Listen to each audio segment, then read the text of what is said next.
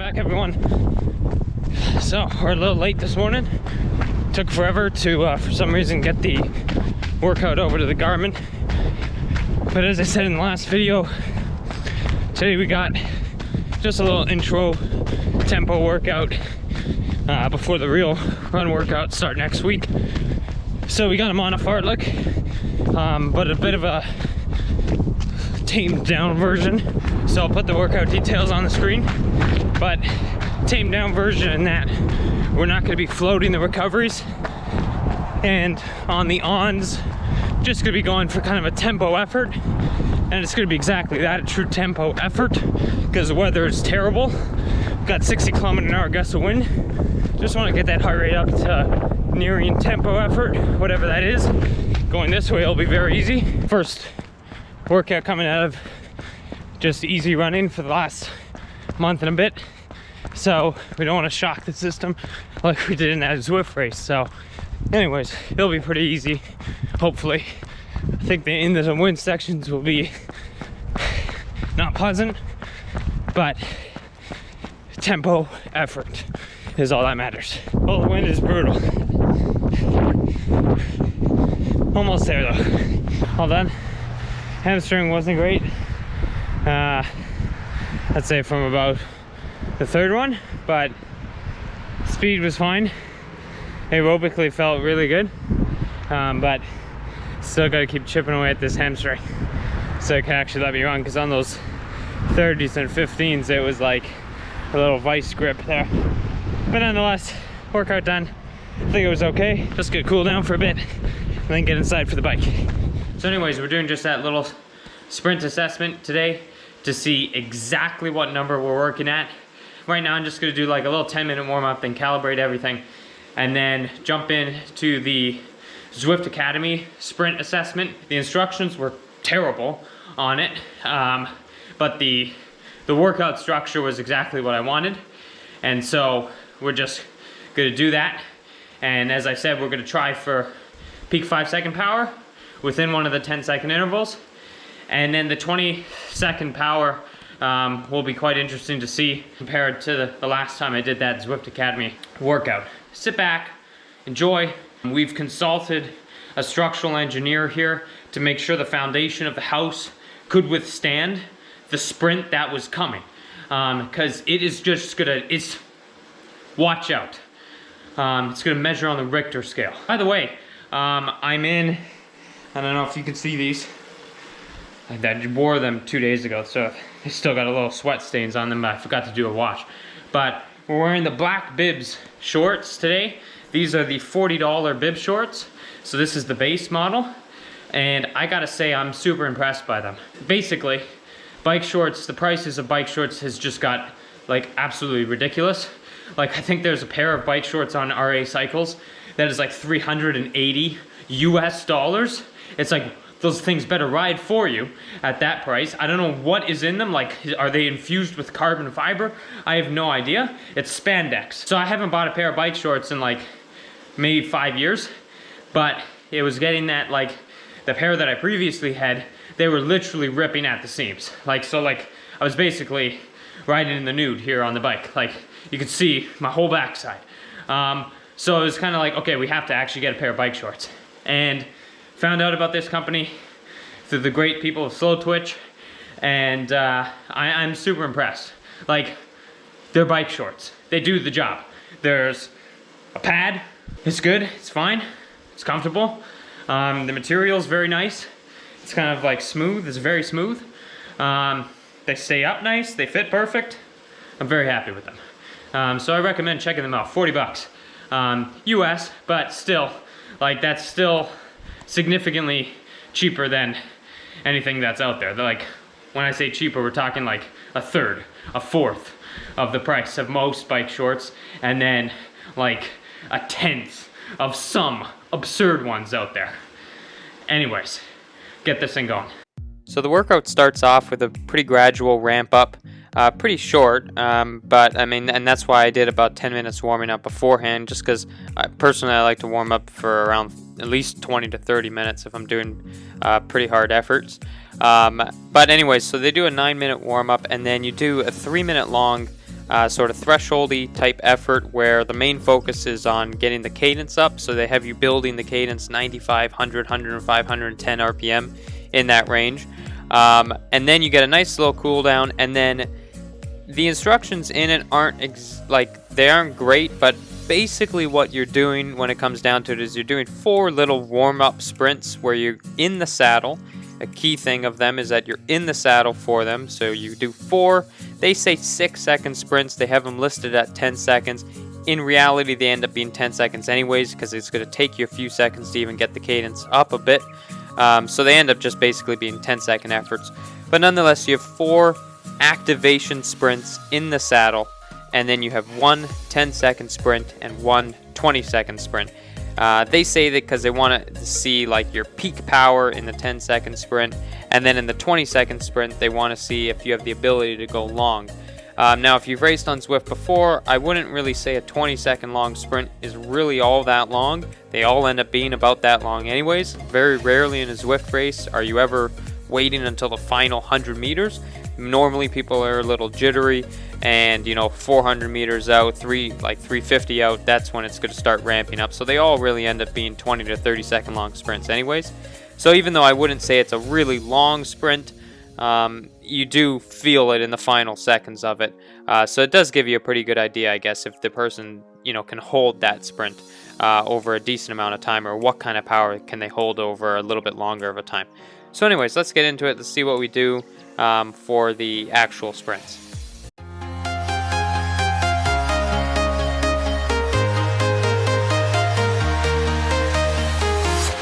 I'm walking alone, the streets are empty.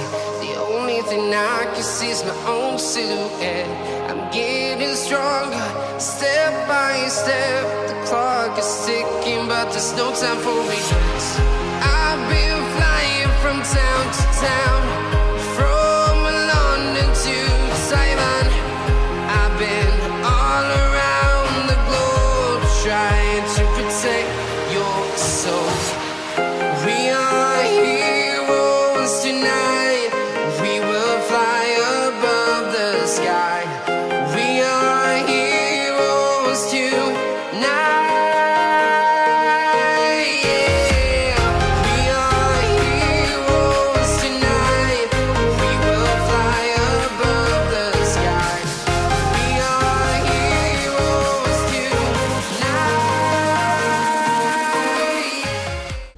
Alrighty, so overall pretty good. The 5-second I was quite happy with, 8:68.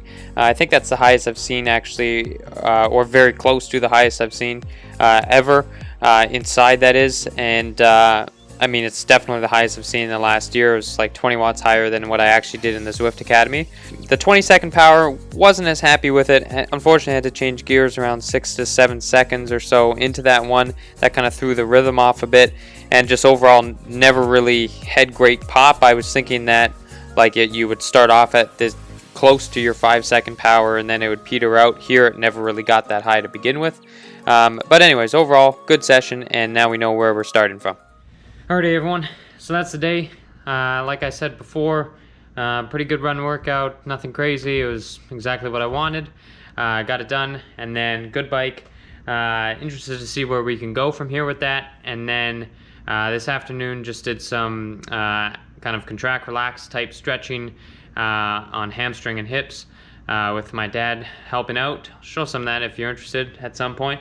And then just did a 45-minute workout here that had 15 or so minutes of foundation training, 15 minutes of core, and then a few minutes here, like 10 minutes doing side plank, really getting glute med, and then also now doing some internal rotation with the band here.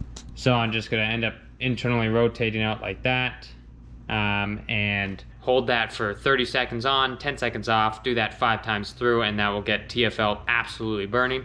So overall it'll be about 45 minutes, about 3 hours on the day. Some more, we got a long ride. And then yeah, Monday, excited to show you workout number 1. Now targeting improving that sprint power like you saw today. I think we can make some good improvements from it, and excited to take you along on the journey. Alright everyone, just finished a 45-minute easy run. Put the stats on the screen there. Now I'm just getting ready for my bike workout. Like, just came downstairs, right in from the run. And we're just doing a quick foundation training workout here, just to really activate and get kind of almost a nice little burn in the glutes. Just because the bike workout coming up is another one of the sprint workouts, and it is going to be a very high torque type workout. With that, I want to make sure that the power is kind of coming from the legs and glutes and quads, and not so much coming from my back or anything else. So I want to get the legs kind of really ready to just rock. It ends with a bunch of squats, but right now we just get kind of glute like a rock. Basically, it's getting you ready for a squat. So we kind of, like I said, activate glutes. So we do some glute exercises, then we do some ankle mobility exercises, and you're gonna get into your squats. Right now they just have this little founder here where you're just kind of getting your hip adductors ready. So again, it's my favorite of their workouts. It's a good workout to just kind of get everything ready to go. So in this position, we're squeezing in, getting these hip adductors ready to rock as well, getting everything ready. So in this position, this is our gorilla lift. We should feel like glutes are supporting everything. So we're squeezing, externally rotating the hip. One more time on each side. Right palm up towards, come up halfway, hinge down, rotate left hip towards the right knee, back to center. Go further, keep the back and neck nice and long. So make the hamstrings, the low back is supporting you, and you're also maintaining an expanded rib cage. So now that everything is kind of activated, now they finish this workout off with a bunch of squats. I think the most important thing with squat is the setup. Then come up, slow and control. Do 2 seconds down, and then 2 seconds up. Focus on loading the hips down, and when you come out of it, load the hips back up. That should be your support the entire time. We're trying to avoid loading the anterior chain. You might feel some squat involving this movement, but primarily it's going to be the back side. Just go back and down, knees unlock off the stride. Stand tall, and I hope you feel well. Thanks for joining us today. No, thank you. All right, let's get on this bike. All right, so we're about 30 minutes into this.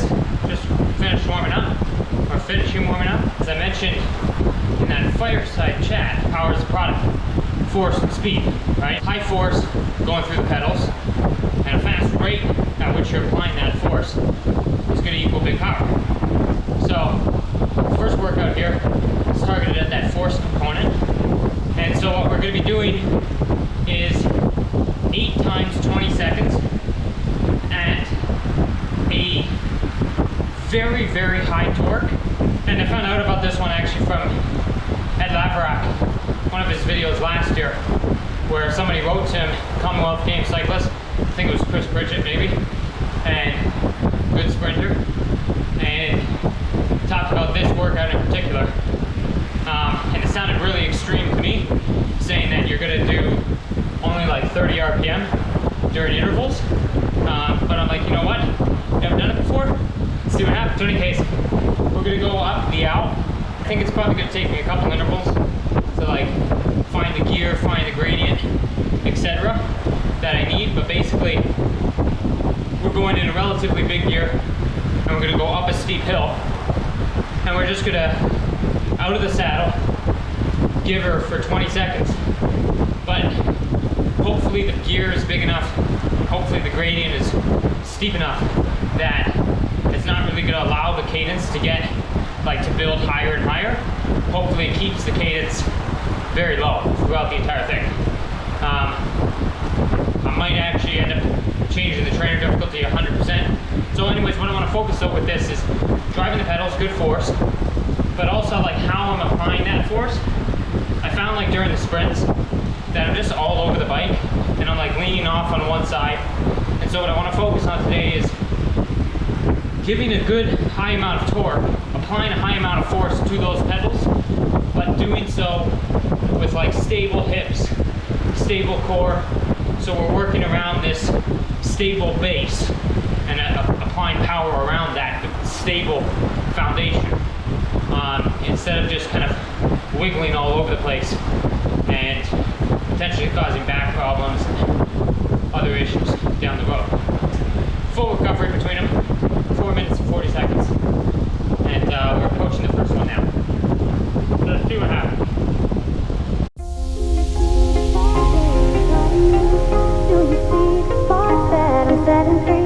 Does the beat take you over? You just can't breathe. Do you feel your bones start to shake? Do you feel the earthquake? Do you feel your bones start to shake? Do you feel the earthquake? Do you feel your bones start to shake? Do you feel the earthquake? Do you feel your bones start to shake? Do you feel the earthquake? Do you feel your bones? Does the bones take you? Do you feel your bones take you? Do you feel your bones start to shake? Do you feel the earthquake? Do you feel your bones take you? Do you feel your bones? Does the bones take you? Do you feel your bones take you?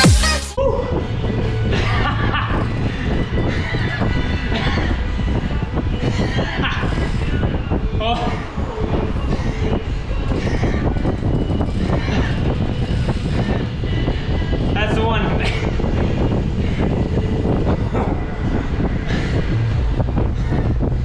Well, it's quite fun. It's insane. Don't you love sprint workouts that I'm laughing after an interval instead of 50 max ones where you're crying? It's lovely. Anyways, so we'll crack on with this. Maybe catch in on the 8. See what we're doing by that point. Sparks that I'm setting free. Does the beat take you over? You just can't breathe. Do you feel your bones start to shake? Do you feel the earthquake? Do you feel your bones start to shake? Do you feel the earthquake? Do you feel your bones start to shake? Do you feel the earthquake? Do you feel your bones start to shake? Do you feel the earthquake? Do you feel your bones start to shake? Do you feel your bones start to shake? Does the bones take you? Do you feel your bones start to shake? Do you feel your bones? Do you feel your bones start to shake? Does the bones take you? Do you feel your bones start to shake? Do you feel your bones? Do you feel your bones start to shake? Does the bones take you? Do you feel your bones start to shake? Do you feel your bones? Do you feel your bones start to shake? Does the bones take you?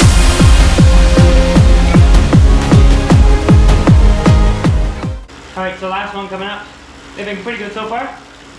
Definitely, they add up. I feel like I've lifted quite a bit of weight.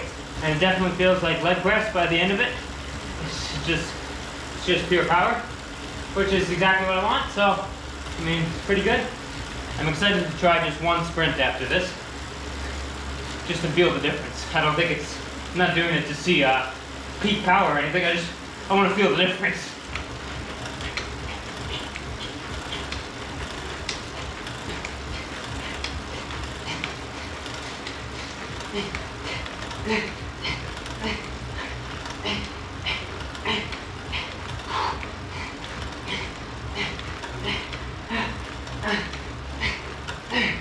Ah. 34 RPM. But if you close your eyes,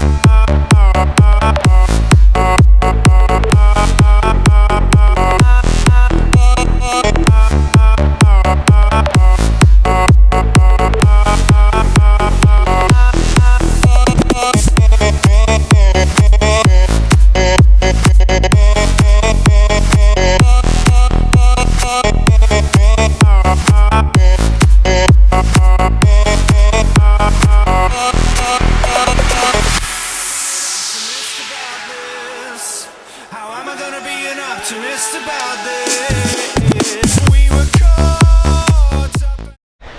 Alrighty, that's all. Excellent workout. I think I actually just beat my 5 second. I think it was 8.75. For that, I saw 15 watts per kilo jump up on the screen there. Needed to be in a bigger gear, but overall pretty good. bit bigger of a deer and it'll be really good. All right, GoPro ran out of juice there. I was just about to say the last line of the thing and the thing ran out of battery. I'll catch you on Friday where we're gonna put this puppy to the test in a Zwift race. Get ready. Anyways, see you then. Thanks so much for watching. If you like, hit that subscribe button down below. Hit the like button. Leave a comment. All really helps. Leave a comment saying what you want to see maybe in the future. Thanks again. Catch you later.